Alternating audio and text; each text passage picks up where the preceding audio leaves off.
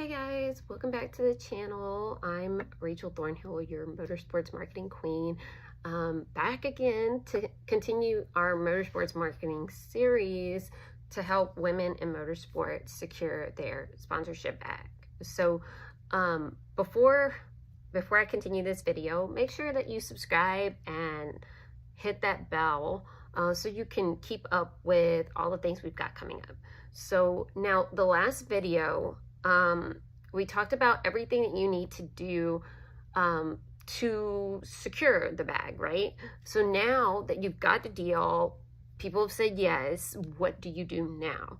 So the first thing that you want to do is you want them to sign a contract. I always reiterate this. Contracts are crucial. Like you don't want to take any monetary transactions without one, because you need to be 100% transparent about what you are providing, what they need to provide to you, sponsorship, time duration, because everybody's racing season is different. And also you could be doing a contract for multiple racing seasons, right? So you want to make sure that all of that is clear. And there can be other things too, because everybody's sponsorships are different. Like there might be different incentives, different things that you might include. I would recommend doing contracts. Now, if you don't feel comfortable creating your own contracts, okay, have some type of legal help, right? Like reach out to some type of legal counsel to help you, because you want to make sure that you have something that is legally binding, because it's to protect you and it's also to protect the client as well. Because I mean, technically this is a business and they're a client, right? So you want to make sure that everybody is protected. Now, once you have the contract signed, right, then you want to collect payment. Never collect money before a contract is signed, because number one, you want to make sure that you protect yourself, and also for the client too, it protects them, because then, not saying that you would, but who's to say that they can't get their money back if there's problems or whatever. So you want to have everything in writing and signed before you take payments at all. Now, because that's how, with a contract, the written agreement's in place, and then everything is completely covered. Now, if they're local, you could physically go get payments from them, but I would highly recommend that no matter what, across the board, that you do an online payment system. So for example, I use Stripe for my invoices, and it gives them an online payment link for them to be able to pay online.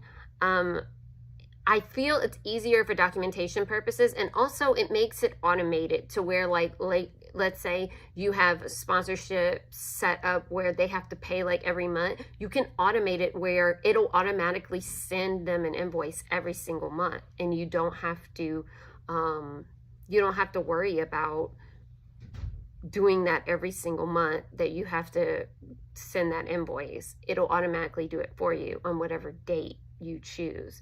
So I highly recommend that you get that automated, because eventually you want to be at that point where you have so many sponsors that would be hard for you to keep up with.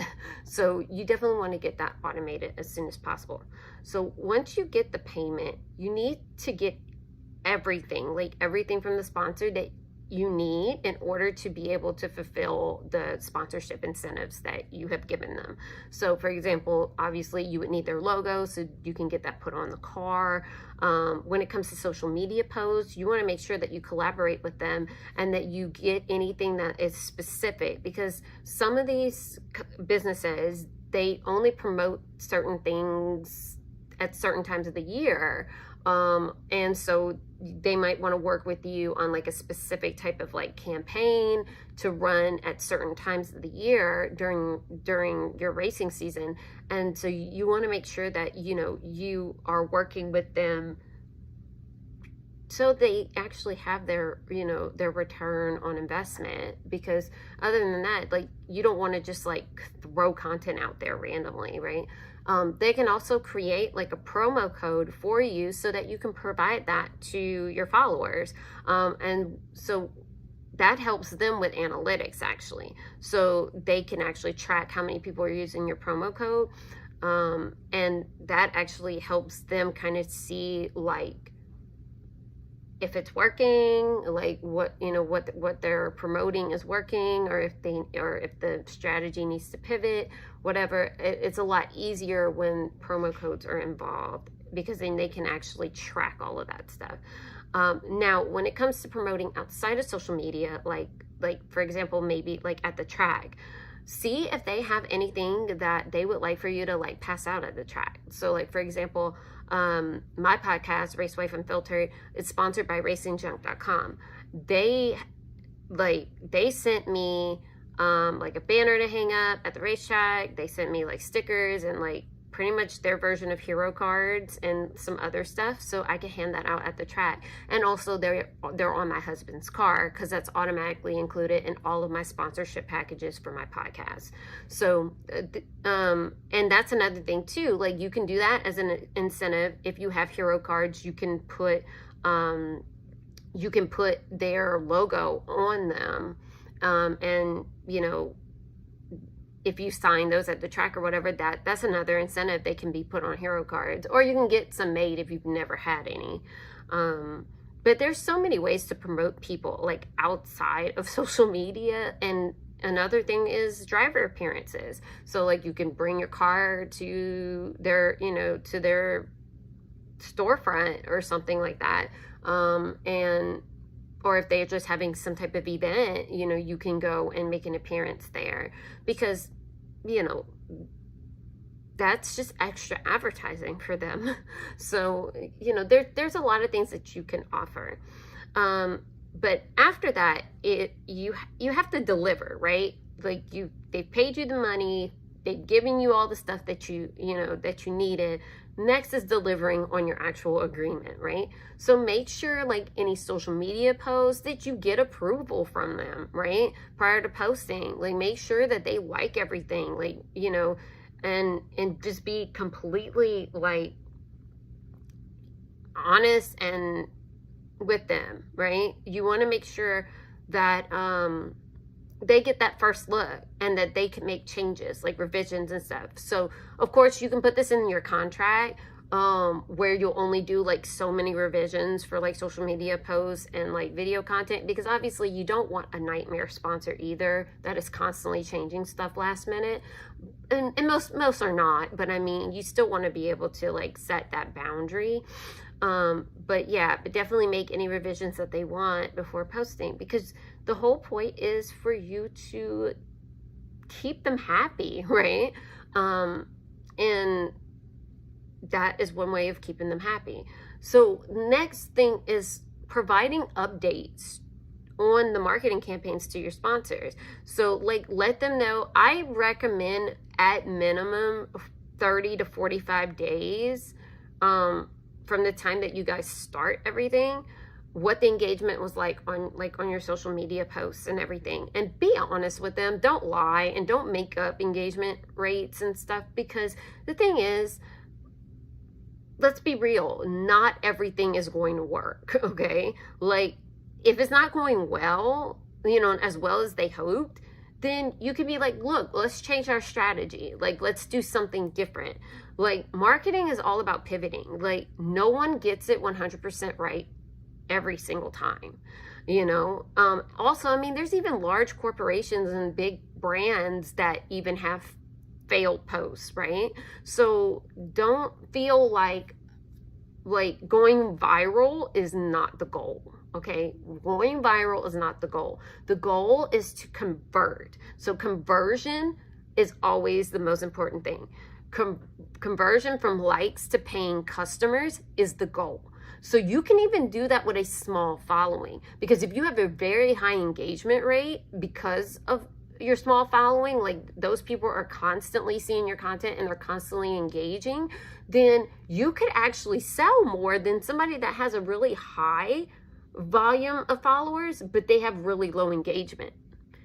So never really think about the numbers. That's why like it aggravates me whenever a lot of like brands are like, oh, we don't want to work with anybody that doesn't have at least 10,000 followers.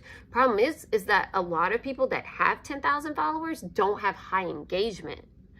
They might get like some of them might not even get half of the people that, you know, half of their followers to even like their stuff. So what's the point? Like, that's just vanity metrics.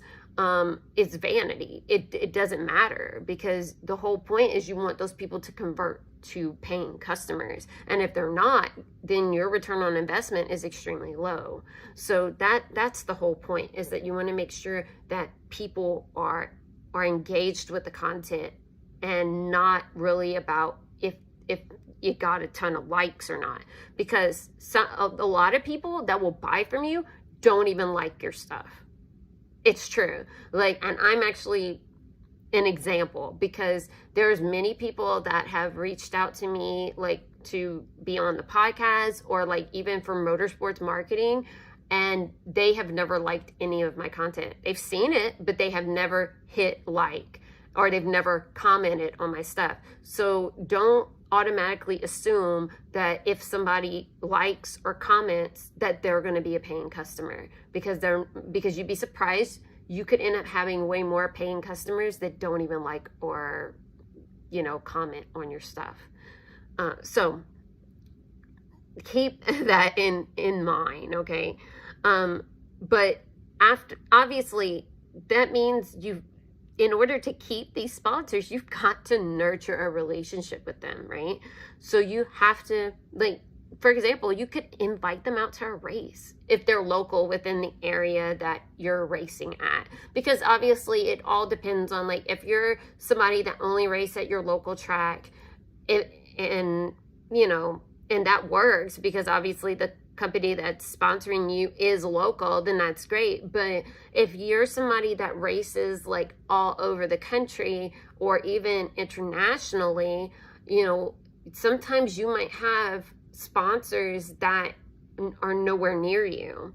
And so you have to be mindful of that and make sure that you still can cater to some of them, and invite them to races if you're going to be like closer to them, because obviously, let's be real, guys, some people just cannot afford to fly out to races, you know, and so you just have to, you know, make sure, especially if it's a small business, sometimes that's not feasible for them. So, you know, just be mindful of who you choose when it comes to like inviting them out.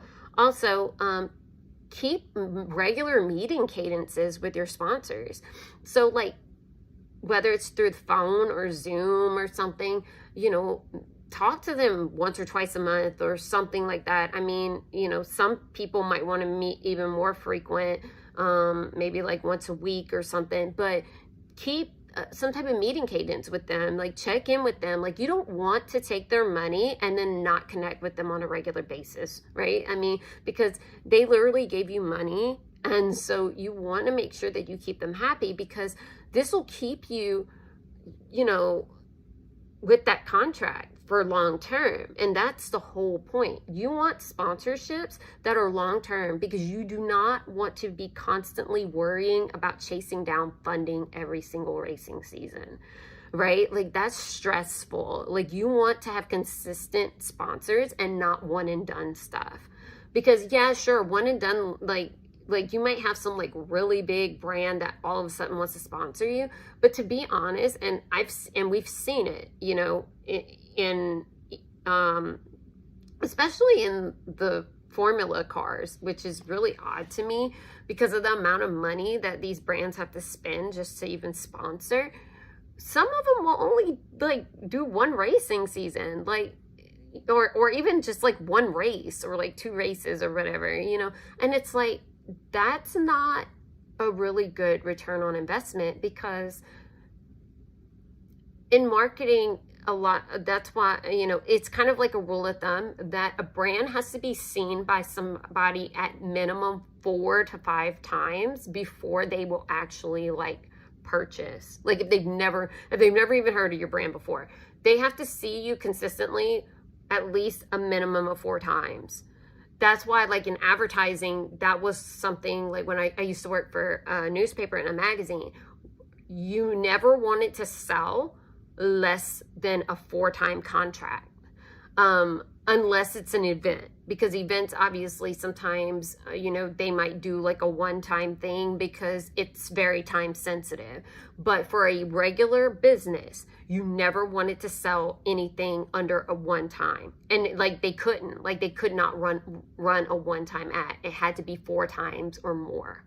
And that's because people have to know, like, and trust you. If they do not see you on a consistent basis, it doesn't work. You know, your return on investment is going to be low. And then you're going to complain about how you didn't get any sales. Well, yeah, you didn't get any sales because it's like you only threw out one ad and expected a bunch of people to start knocking on your door, and then you never, you didn't have anything else to follow up. Like, so yeah, you just don't do it. Honestly, that's a basic marketing, you know, thing. The fact that you've got major corporations that are not even thinking in that way is weird. But yeah, so definitely that's why, like, if somebody does it for a whole racing season, that's more than 4 times.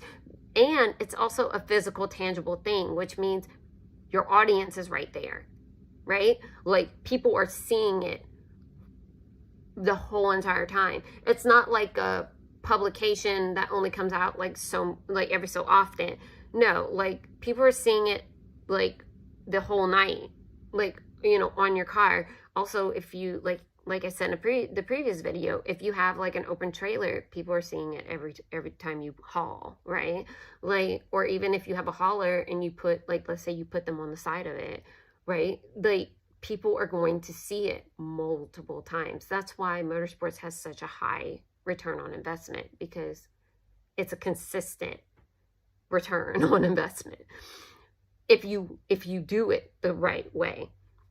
So I hope these tips like will help you, you know, secure your sponsorship bag for long term, because trust me, like, it takes a lot of groundwork, but in the end, like, it's completely worth it.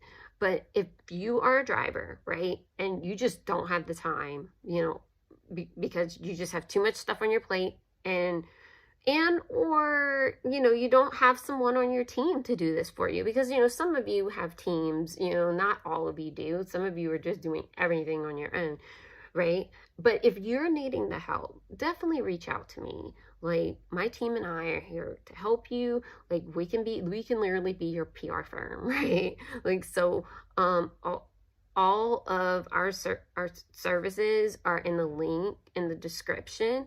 So, like, take a look, then email me. You know, we can set up a call and we can talk. Like, the call is completely free. Like, I don't, like, it's a free consultation call. Like, we don't, like, you do not get charged for that. So, but definitely reach out to me, because I would love to help you, because I want more women in this sport to secure funding, because that is a serious problem that we have, and I want more of you to be able to not have to worry about funding every single season. Like, you should be able to have consistent sponsors at all times. So I hope you're loving the content. If you are, hit like, make sure you subscribe and hit the bell, and hit all, because, like, why does YouTube make you do all that? I don't know why, but they do, you know, so you can keep up with all of my videos. And so I will see you guys in the next one. Bye.